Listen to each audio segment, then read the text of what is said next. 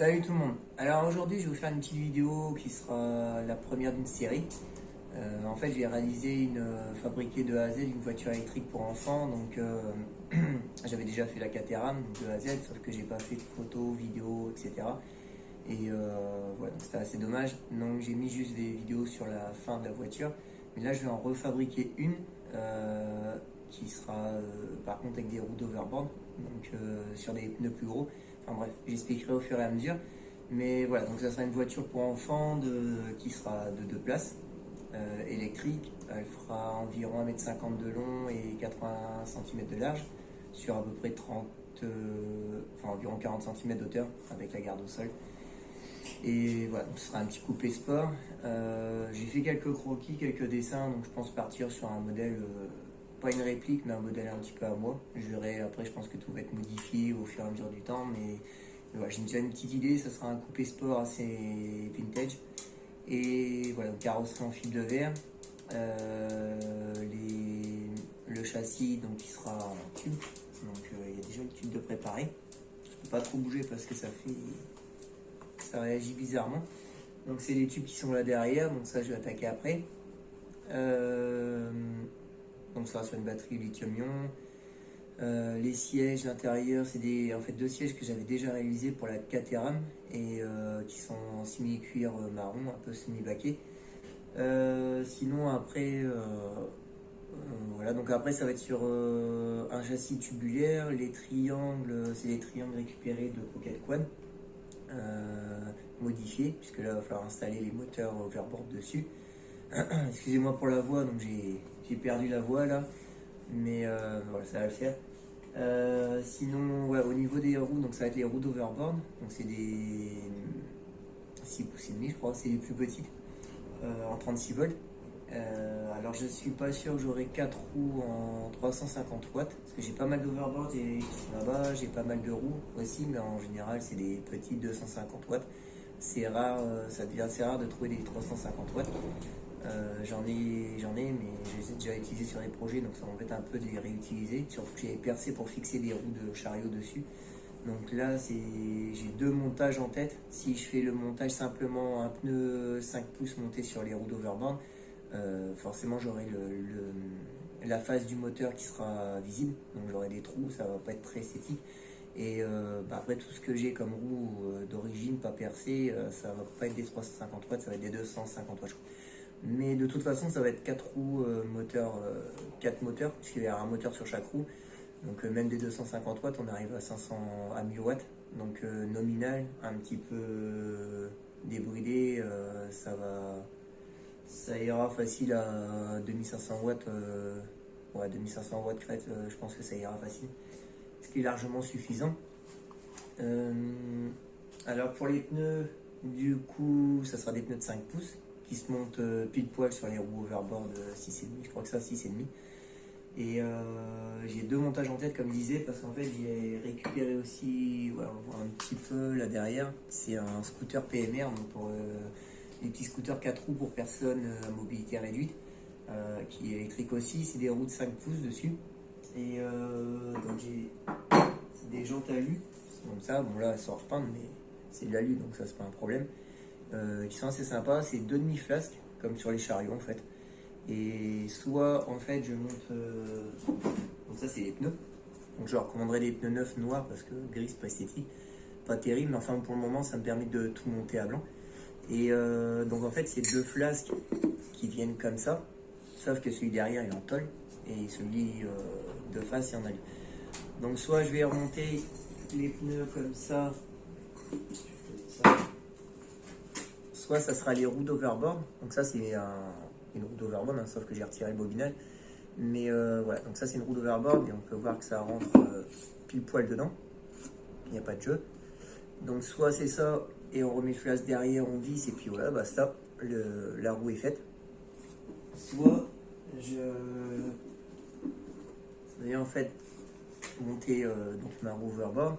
Le pneu viendra ici, donc ce pincé là, et puis revisser la demi-flasque comme ça.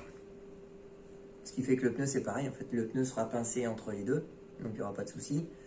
Et puis d'apparence, ça me fait une jante alu avec le trou de la valve pour la chambre à air, pardon. Donc voilà, donc c'est soit ce montage-là, je le trouve un peu plus joli parce qu'il y a du retrait et un départ du coup. Et puis là on a une vraie jante alu, l'apparence. Et on a le trou pour la valve. Soit ça sera directement le premier montage, donc le pneu monté directement sur le moteur overboard comme ça. Et là, c'est beaucoup plus simple parce qu'il n'y a rien du tout à faire, à part remettre le flasque de l'autre côté avec la bobine serrée et puis voilà. Mis à part le trou pour la chambre à air, que là du coup je peux pas mettre. Donc dans ce cas-là, il faudra que je fasse un trou dans le pneu, quelque part dans le pneu, pour pouvoir sortir la valve. Après, comme il n'y a pas besoin de mettre une grosse pression, de toute façon, c'est juste pour mettre un peu de pression dans le pneu, et puis c'est tout. Donc ça, c'est pas gênant. Mais voilà, donc disons que ça serait peut-être plus pratique et plus joli de faire ça quand même. Mais ça demandera un peu plus de temps, donc je vais voir. Sachant que ça va être repeint forcément, ça va être reponcé, repoli et repeint, donc à la fin, ça va pas rester comme ça, mais voilà, donc ça j'hésite. Mais bon voilà, donc le principe des moteurs en fait ça sera ça, il n'y aura pas de chaîne, il n'y aura pas de courroie, d'entraînement, quoi que ce soit, il n'y aura rien du tout, ça sera directement 4 roues moteur, donc qui sera bien puissant, et puis l'avantage aussi c'est que la voiture soit dans un trou, n'importe quoi, ou qu'il y ait un moteur qui ait une perte d'adhérence, il y aura toujours 4 moteurs, il y aura toujours un moteur ou 2 moteurs pour tirer. Donc ça c'est un côté aussi assez pratique. Ça sera sur suspension, donc comme j'ai dit c'est des triangles de pocket quad, comme ça. Là celui-ci c'est des triangles de pocket quad, donc j'ai coupé sur la partie... en fait j'ai simplement coupé là et puis j'ai installé la platine que j'ai soudée. Alors ça c'est un petit peu un coup de bol aussi parce qu'en fait souvent les platines sont en alu. C'est les platines de fixation origine d'Overboard. Souvent les platines sont en alu et là j'en ai eu 2 comme ça qui sont assez costauds, qui sont en acier, en vrai acier, parce qu'il y en a eu aussi, j'ai déjà eu, c'est un acier mélangé avec je sais pas quoi et ça se soude très mal. Et puis on arrive à le souder mais ça tient pas terrible. Donc j'ai pas trop confiance. Que là cela c'est vraiment de l'acier acier. Donc pour le coup c'est pratique parce que là simplement en coupant le triangle j'ai juste resserré un petit peu mais vraiment pas grand chose et puis soudé. Là ça peut pas bouger. Donc là du coup l'overboard il y a le triangle qui reste sur le châssis et la roue d'overboard viendra se visser comme à l'origine en fait ici avec la roue. Donc là il n'y a aucun problème de fixation, ça pourra pas bouger. Et puis à l'avant, donc à l'avant c'est pareil, triangle de pocket quad avec amortisseur. Bon là c'est pas le pivot qui a été monté dessus d'origine, mais c'est pareil, ça pourrait être tous les mêmes. Et donc j'ai juste coupé en fait l'axe où vient se mettre la roue et j'ai ressoudé directement une platine. Donc ça c'est 2 autres platines que j'ai trouvées aussi en acier qui elles peuvent se souder. Par contre elles sont plus fines. Mais bon, ça reste assez... Ils sont plus fines que les autres, mais voilà, une fois vissé ça ne pourra pas bouger. Et une fois tout comprimé, il n'y aura pas de souci. Et en plus il y a l'axe en dessous qui vient en appui, donc tout est soudé entièrement, que ce soit ici, ici ou de chaque côté derrière. Donc voilà. Mais ça restera pareil, des fixations d'origine et puis qui sont assez rapides puisqu'il n'y a que les 4 vis à retirer, on retire une roue complète. Et puis ça fera l'affaire. Donc ça sera suspension avant, suspension arrière, 4 roues d'overboard en moteur. Pour la direction, donc j'ai une crémaillère de voiture sans permis que j'ai récupérée. Je vais voir, soit je vais l'installer, soit je ferai une direction comme les quads, donc en direct. Je vais voir. Je vais voir un petit peu, je vais déjà m'occuper du châssis, tout ça, et puis je verrai une fois les triangles installés, je verrai pour la direction. L'avantage comme les quads, c'est que c'est direct, donc ça c'est pas mal. Par contre, c'est un peu plus dur. Quand on arrive dans un trou ou quoi, ça peut être un peu plus dur. Que la crémaillère voiture sans permis, c'est comme c'est démultiplié, en fait, c'est beaucoup plus souple et beaucoup plus facile à tourner.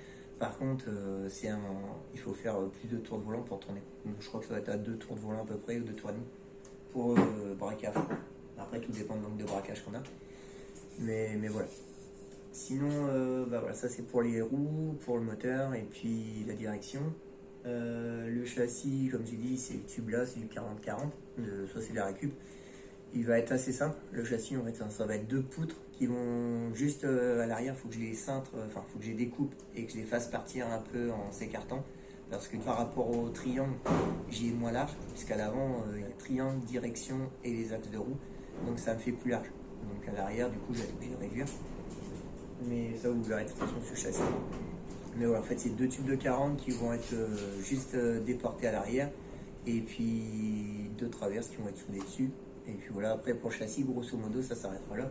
Ce sera après, plus tard, ce sera qualification pour la carrosserie, mais ça, je verrai par la suite. Je vais déjà faire le châssis, souder mes renforts, fixer tout ce qui est triangle, suspension, ça. Enfin, déjà les triangles. Et puis après, je pense que je vais mettre un coup de peinture déjà pour le protéger. Et puis voilà. Donc là, sur cette partie de la vidéo, je vais couper là, je vais attaquer le châssis. Je vais déjà découper tout ça et souder mes renforts. Et puis ben voilà, je pense que je vous reprendrai après, une fois châssis soudé et puis les triangles fixés, tout au moins deux triangles fixés. Je sais pas si j'aurai tourné T4.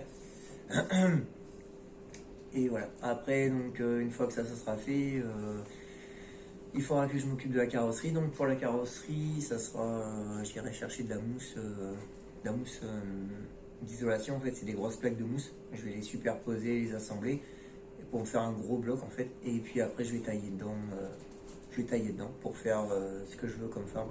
C'est de la mousse, bon, je vous ferai voir de toute façon, mais ce que j'aime bien utiliser, c'est de la mousse d'isolation. C'est des panneaux un peu roses. Ils sont vachement denses. Et comparé au polystyrène qui fait plein de petites boules et qui ne se taille pas bien, celui-ci il est vachement dense et du coup on peut même le poncer, tailler, le poncer à la râpe, à la disqueuse, tout ça. Et on arrive à obtenir vraiment des formes pas mal. C'est ce que j'utilise maintenant pour faire tout ce qui est forme, tout ce qui est moule, tout ça, la fibre. J'utilise ça, c'est assez pratique. Et voilà, donc là je me ferai un gros bloc comme ça et puis après j'attaquerai la carrosserie. Donc ça de toute façon je vous ferai une vidéo là-dessus. Et voilà, donc ça là soit je vais finir sur le châssis simple et puis je referai une vidéo sur les demi-trains. Et puis je verrai voilà pareil. Voilà, donc le châssis, comme je disais, donc les tubes sont écartés. Puisque là les triangles, j'ai celui-ci qui est... Hop, voilà. Donc ça va être le triangle avant, avec la fixation pour le moteur overboard. Sauf que voilà, on n'a pas la même... ils sont plus longs. Voilà. Donc là, il a fallu que j'écarte mon châssis. Bon, après, j'aurais pu faire plusieurs façons différentes, mais je préférais faire comme ça, histoire d'avoir mes triangles une fois fixés et que tout soit parallèle. Donc sur l'arrière du châssis, voilà. Donc là, ça va être monté sur amortisseur. On voit la fixation là, donc comme j'expliquais tout à l'heure. Ça, c'est un morceau de cadre d'overboard, donc les morceaux en alu qui sont filetés, que j'ai coupé et puis pour revisser dessus. Après, j'aurais pu mettre une deuxième platine avec des vis plus longues, sauf que en fait, les parties là sont arrondies. Il y a un côté plat et un côté arrondi. Donc les parties soudées sont plats et le côté que j'ai découpé est arrondi. Si on met deux parties, en fait, deux carrés, je sais pas s'il y en a un là, ouais. Voilà. Donc là, on voit que les platines comme ça, c'est pas arrondi dedans. Donc c'est pas le top. Que là, c'est bien la forme de l'axe. Voilà, et puis c'est fileté. Sinon pour le châssis, voilà, j'ai soudé les fers plats, rien de spécial. De ce côté-là, c'est pareil. Bon bah là, de toute façon, il va y avoir comme l'autre côté, ça va être coupé entièrement ici, et puis la platine là qui va être soudée là, comme l'autre côté. Sinon pour les roues, donc c'est en fait le moteur overboard simplement. Sauf que j'ai enlevé le flasque et le bobinage et puis j'ai percé pour pouvoir les visser la demi-flasque, comme ça, en alu. Et le pneu en fait se prend entre la flasque et entre le moteur, donc entre cette partie-là. Ce qui me permet bon, déjà d'avoir ces flasques-là en alu, qui sont plutôt sympas. J'aurai juste des caches installées au centre et puis bon, il me reste 2 boulons à mettre. Et puis bien sûr tout poncer, polir et repeindre. Mais ça sera la finition à la fin. Mais voilà, donc ça. Et puis oui, c'est ça que je veux dire aussi. Du coup j'ai le trou Je sais plus trop où il est, mais ouais, il est là. Ok, ouais, voilà, il est là. Donc le trou pour la valve qui va sortir. Parce qu'en fait, j'aurais pu monter le pneu directement sur la roue d'overboard. Ça passait sans problème. Le souci, c'est qu'au niveau de la chambre à air, on n'a pas du tout de moyen de passer la valve, donc on est obligé de faire un trou dans le pneu. Et bon, après, c'est faisable. Et puis, il n'y a pas. Je pense pas que le pneu s'abîme pour ça, parce qu'il n'y a pas besoin de mettre une grosse pression. Mais voilà, c'est moins esthétique que là, ça reste comme une vraie voiture, quoi. Ça reste de l'origine. Et puis voilà. Sinon, pour le châssis, après, il me reste plus qu'à finir de meuler toutes mes soudures demain. Et puis, le dessous est soudé.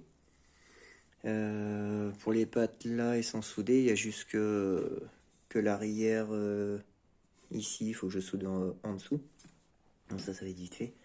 Et puis voilà, et puis faire les mêmes pattes. Enfin, ça va être exactement les mêmes pattes qui vont aller ici.